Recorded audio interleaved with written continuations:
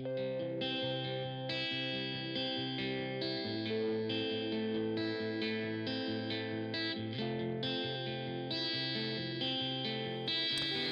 is a podcast by WellHouse Church, where we take a closer look and dig a little deeper into this week's sermon. What's going on, Bible lovers? We are talking about Paul and the Jewish leaders in Rome. You changed it. You called them Bible lovers, not Bible nerds. Oh, I did, didn't I? I'm not saying I hated it. I'm just noting. I kind of like it.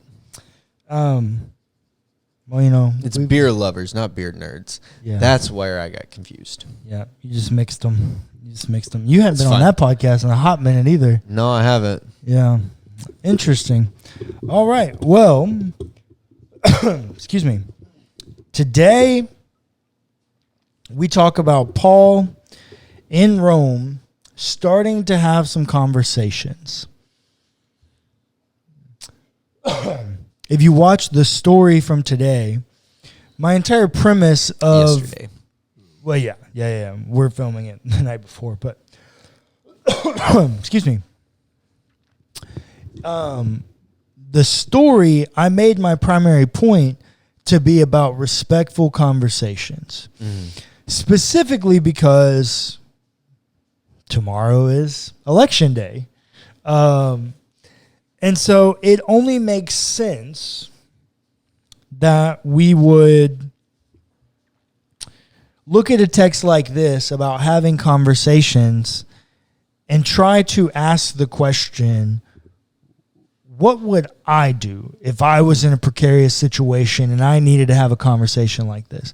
Because realistically, when we actually get into the text, you'll realize that there's really no new information here. No.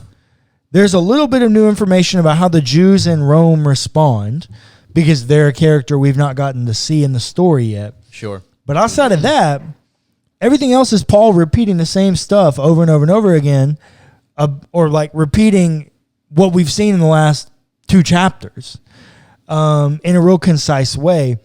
But the value of this is watching how Paul conducts himself as a representative of Christ, using respectful conversations to approach and solve his problems. Correct.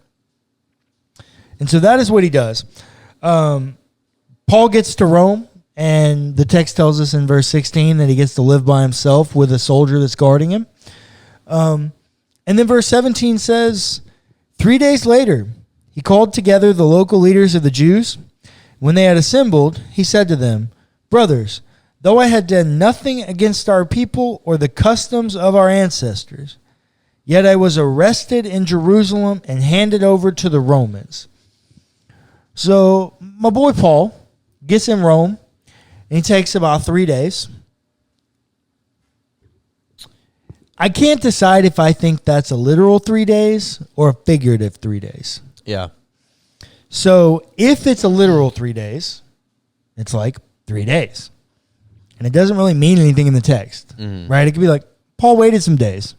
It's like, oh, okay. But if it's 3 days, it could be ancient numerology that's suggesting some prayerful days, because 3 is the divine number. Right. So it could be after some days of prayer. This would be an acceptable thing to do in ancient biography writing. Like it wouldn't be out of character to be like, hey, it's not 3 literal days. It's a number of prayerful days. Like that would be an acceptable way to read that. I can't decide which way I want to read it.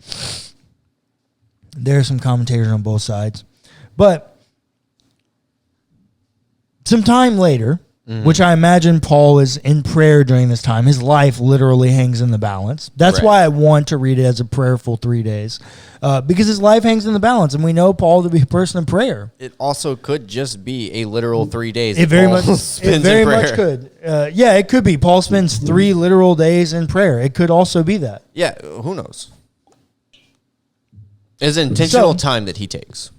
Yeah. After some time, he calls together the local leaders of the Jews. Why might he do that, Clayton? Because he's essentially running from the Jews already. So why from would where he he came. So why would he go to Jews? Because he knows he's going to have to face them at some point. Let's have this conversation now.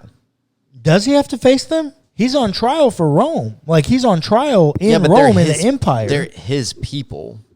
Yeah, but it's Judea Right. that's brought the charges against him. And he's been there 3 days. If they wanted to find him, they could have. But they've also probably heard some stuff already. Okay. I'm glad you said that. Why do you think they've heard some stuff already? Because while things did not travel the way that they do now because of, media, Jews are pretty tight-knit. Jews know Jews, and Jews communicate with Jews. Mm-hmm. And Paul is a big figure in Jewish life. I bet you they probably heard some stuff about him already. You're about to find out. Yeah. So he calls them together, and when he has them assembled, he says, "Brothers, though I had done nothing against our people or the customs of our ancestors." Okay, let's talk about this. Nothing to our people, so I didn't harm our people, and I had done nothing against the customs of our ancestors. Essentially, I didn't break the law. I didn't break Torah. I didn't break the law. That's a huge statement. Mm-hmm. Yet, I was arrested in Jerusalem and handed over to the Romans. When they had examined me, they being the Romans wanted to release me because there was no reason for the death penalty in my case. Now remember, the Jews in Rome want him killed. The Jews in Jerusalem want him killed. Mm-hmm. So they're seeking the death penalty. And Paul says, after they examined me, they didn't think I merited being killed. But when the Jews objected, so these Jews in Jerusalem have a personal vendetta against one of their own, Paul the Jew. And so bad that even when they subject themselves to the authority of the Roman Empire to try Paul, they try Paul and say, hey, we don't find anything wrong with this guy. They object again. It is not enough. They have a fascination with trying to end Paul's life. And I think it has something to do with the charismata that he has, right? It feels very messianic, conspiratorial. Yeah, it has all of those same things. For sure. It is a mirroring of the Jesus story, for sure. There's no way you cannot read it that way. So the Jews objected, 19. But when the Jews objected, I was compelled to appeal to the emperor, even though I had no charge to bring against my nation. You remember the Jesus thing you were talking about? Mm-hmm. Okay. So remember, they're calling him for the death penalty. Rome finds him not guilty of anything. And so Paul appeals to the emperor. But then he says, even though I had no charge to bring against my nation. Sure he could. There's lots of things we've seen the Jews do wrong, especially according to Roman Empire law. Yeah, he could have. But what's that prophecy about Jesus? That he might be silent. Blameless. That he might be silent before his accusers? Oh, so Paul doesn't bring an accusation before his accusers. He has no charge to levy against them, even though he's merited in some. Because remember, Paul thinks he's on trial for his belief in the resurrection. The Pharisees believe in a resurrection. A general resurrection of the dead, like in Ezekiel 37 kind of resurrection. The Sadducees, another Jewish sect that is Jewish leaders, they don't. Yeah. Paul absolutely has charges he could levy against them, but he chooses not to because he's imitating the life of Jesus.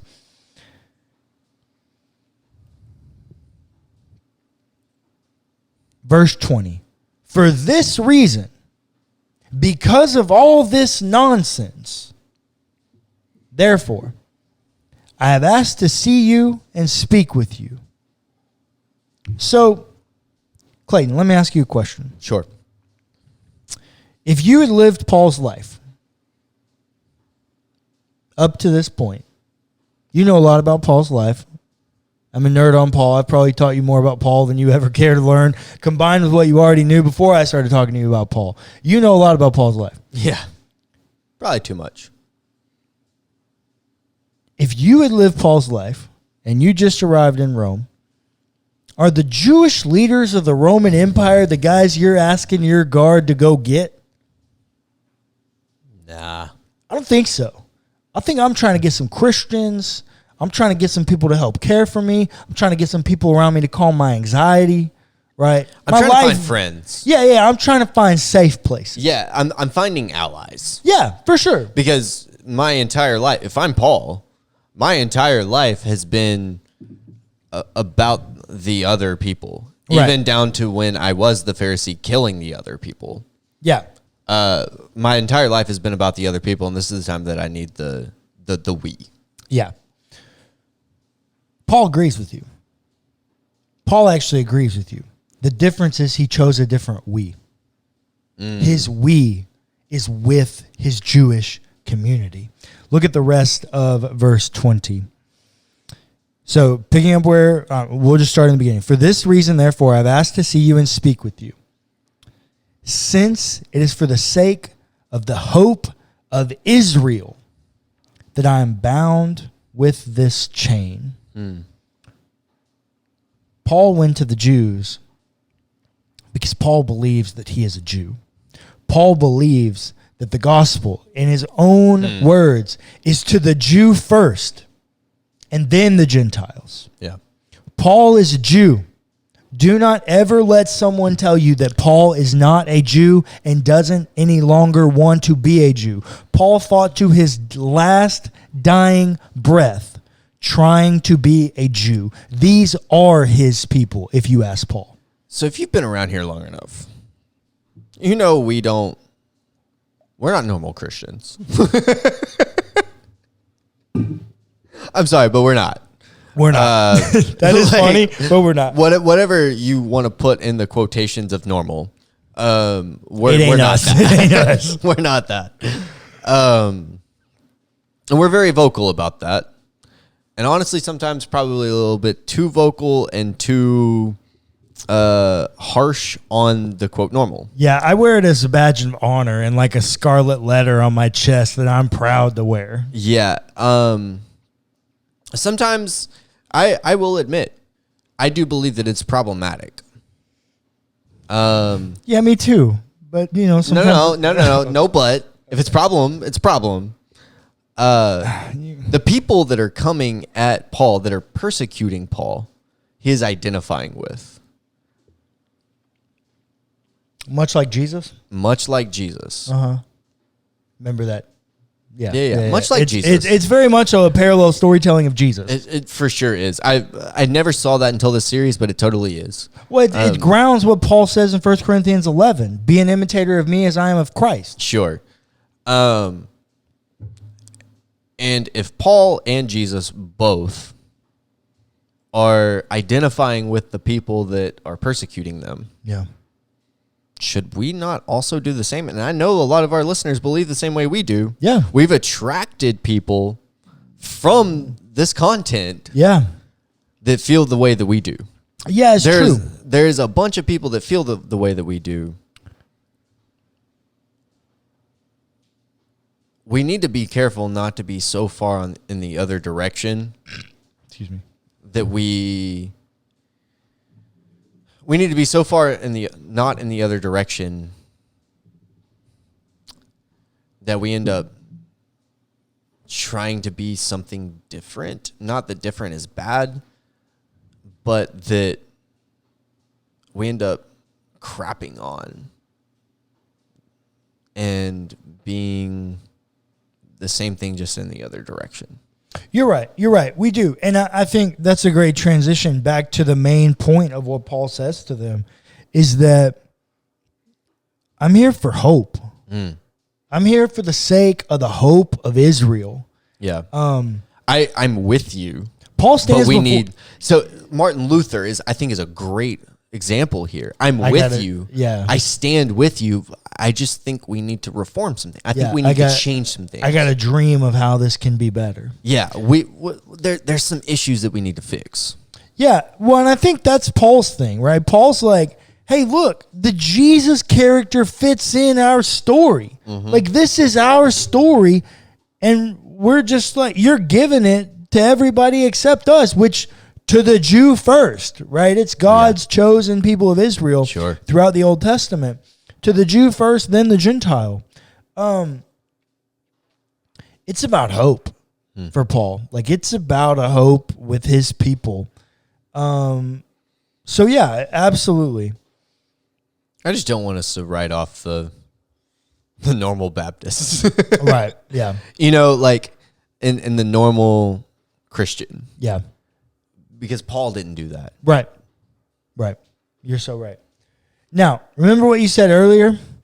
That you thought they'd probably heard some stuff about Paul? Yeah. Would you please read verse 21 for me?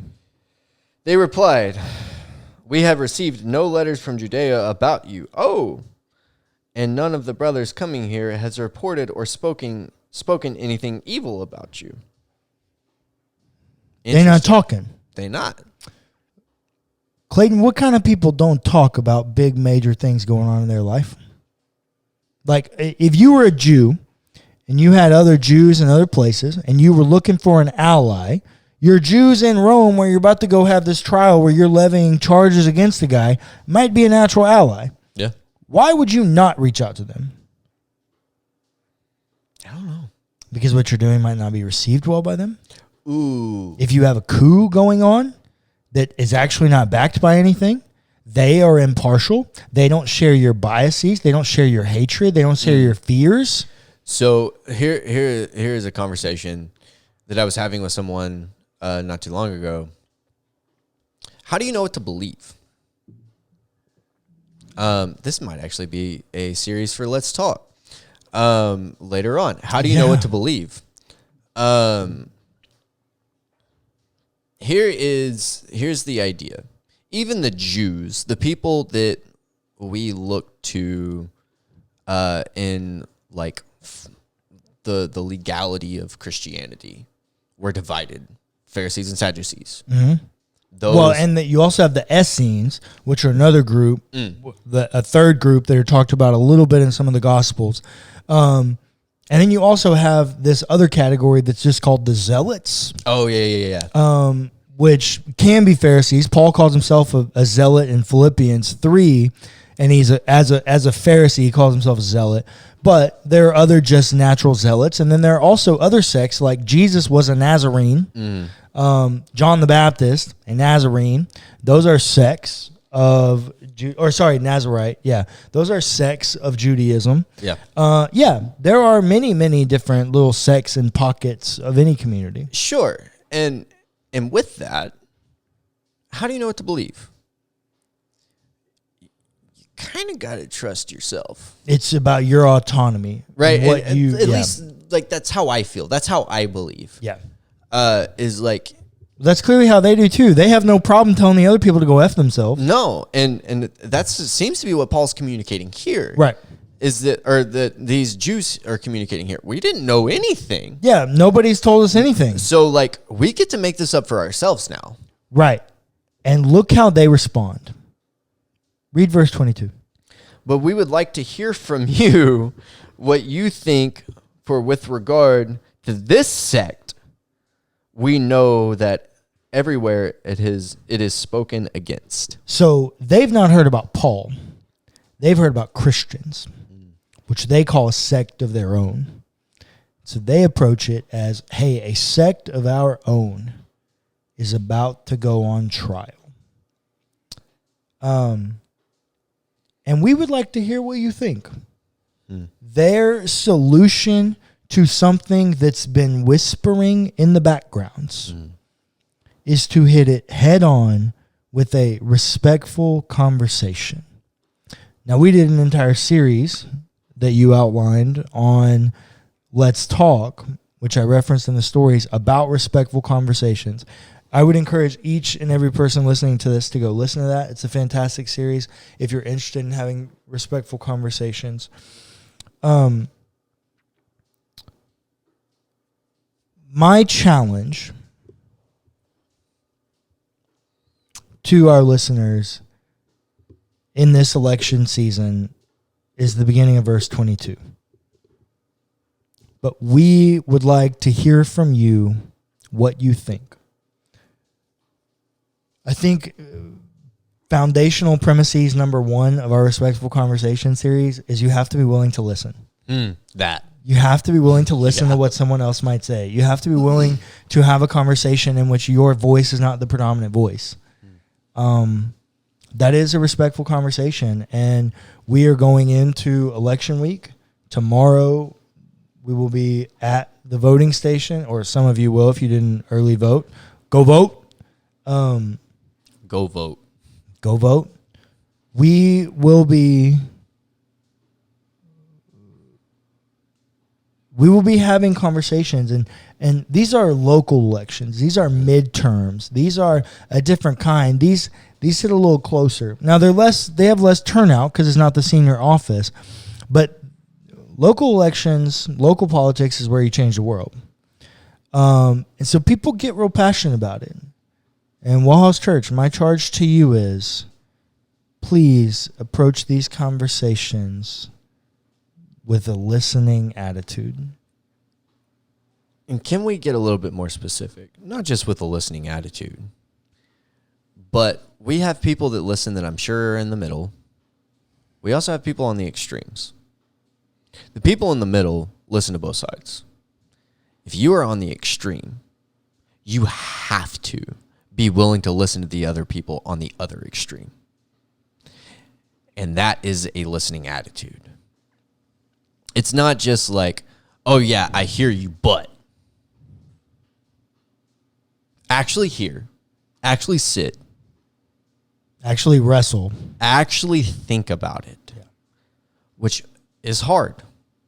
I get it. I struggle with it too. I also know that it makes me a better human. And that's not to like whatever, make myself seem better. But I am admitting that it's hard. Well, it is very hard. And here's a great example. I can't spend too much time on this because I know we're already over. Yeah. But I've went to seminary twice over. I have 3 degrees I'm about to get a 3rd degree in Christian studies and theology. I know a lot of people got a lot of contacts in this world, and a lot of people that wanted to be pastors and things in this world. Here's what I learned.